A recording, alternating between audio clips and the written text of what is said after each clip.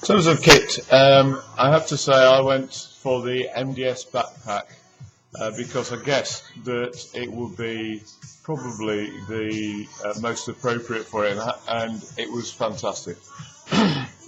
A mate of mine that I met on the event, Eric, told me how to put it on properly. He'd done it 3 years before, and sadly had to fall out on the last day 3 years ago.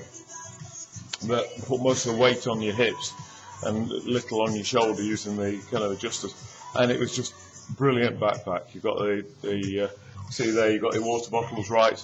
By the actual water bottles they give you are pretty rubbish.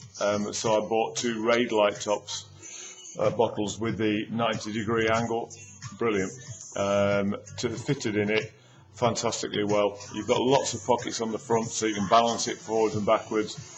Easy to get to food. A lot of people had Raid Light backpacks and stuff like that, and they were always fiddling around in the back.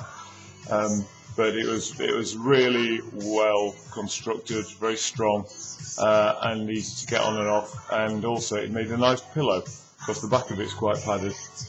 So it was really a very useful piece of equipment. Other than that, I used sticks. I got some very light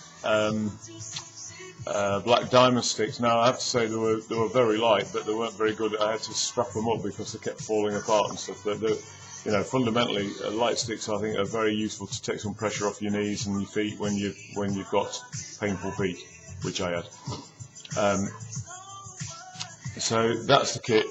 Basically, you wear as much as you possibly can. The stuff that you're going to go in and get used to it. Fantastic Raid Light Top, shorts, socks, and shoes. Just make sure that you're very comfortable with them. And the backpack, fantastic. The MDS one, Raid Light, cup holders, and they only need 2 cup holders, water containers. You only need 2 because there's a strap along the front there that you can't see on the picture, which basically puts 1.5 litre bottle in there, and between the 2 of them that's 3 litres of water. That's absolutely plenty enough.